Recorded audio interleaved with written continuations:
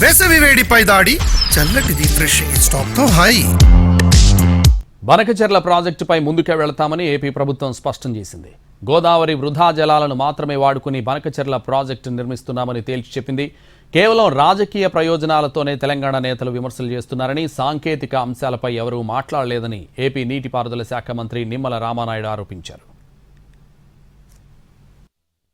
సముద్రంలో కలిసి వృధా అవుతున్న నీటిని సద్వినియోగం చేసుకునేందుకు బనకచెర్ల ప్రాజెక్టు చేపట్టామన్నారు ఆంధ్రప్రదేశ్ ఇరిగేషన్ శాఖ మంత్రి నిమ్మల రామానాయుడు.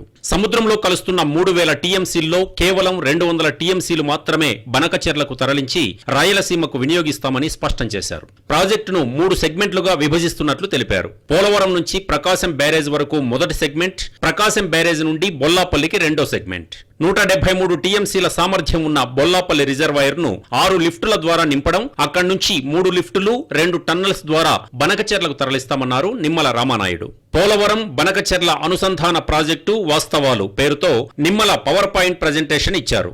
గోదావరి జలాలపై గతంలో మాజీ సీఎంలు కేసీఆర్, జగన్ మాట్లాడిన అంశాలను కూడా తన ప్రజెంటేషన్లో ప్రస్తావించారు నిమ్మల. వృధాగా ఉప్పు నీటిలో కలిసిపోయేటువంటి నీటిని మాత్రమే బనకచెర్లకు తరలించబడుతుంది అనే విషయాన్ని స్పష్టంగా, మరి ఈ బనకచెర్ల తీసుకుంటే మినిమం 100 డేస్ మన గోదావరిలో ఉన్నాయి అనే విషయాన్ని రికార్డు ప్రకారమే, హిస్టరీ ప్రకారమే తీసుకుంటున్నాం తప్ప ఎక్కడా కూడా నికర జలాలను వాడడం లేదు.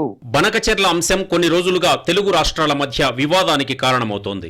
ఏపీ ప్రాజెక్టు నిర్మిస్తున్న బనకచెర్ల ప్రాజెక్టుపై తెలంగాణ తీవ్ర విమర్శలు చేస్తోంది. గోదావరి జలాల తరలింపు వల్ల తెలంగాణకు తీవ్ర అన్యాయం జరుగుతోందని ఆరోపిస్తోంది. అపెక్స్ కౌన్సిల్ తీర్మానాలకు వ్యతిరేకంగా ఏపీ ప్రభుత్వం బనకచెర్ల ప్రాజెక్టు నిర్మిస్తోందని, దీనివల్ల తెలంగాణ ప్రయోజనాలు దెబ్బతింటున్నాయని ఆ రాష్ట్ర నాయకులు చెబుతున్నారు. కొన్ని రోజులుగా ఏపీ ప్రభుత్వం బనకచెర్ల ప్రాజెక్టుపై చాలా లైటర్ వేలోనే కౌంటర్లు ఇచ్చుకుంటూ వచ్చింది. కానీ ఈసారి డీటెయిల్డ్ ప్రెజెంటేషన్ ఇచ్చారు మంత్రి నిమ్మల రామానాయుడు. సముద్రంలో కలుస్తున్న గోదావరి జలాలను సద్వినియోగం చేసుకుంటామని నిమ్మల స్పష్టం చేశారు. తెలంగాణ ప్రయోజనాలకే కాదు, ఏ రాష్ట్ర ప్రయోజనాలకు ఏపీ అడ్డుపడబోదని నిమ్మల రామానాయుడు స్పష్టం చేశారు. రాజకీయ కోణం పక్కన పెట్టి సాంకేతిక అంశాలపై దృష్టి పెట్టాలని సూచించారు. కేంద్ర జల సంఘానికి ప్రాథమికంగా నివేదిక ఇచ్చామని, అన్ని నియమ నిబంధనలు పాటించి ప్రాజెక్ట్ నిర్మాణం జరుగుతుందని స్పష్టం చేశారు.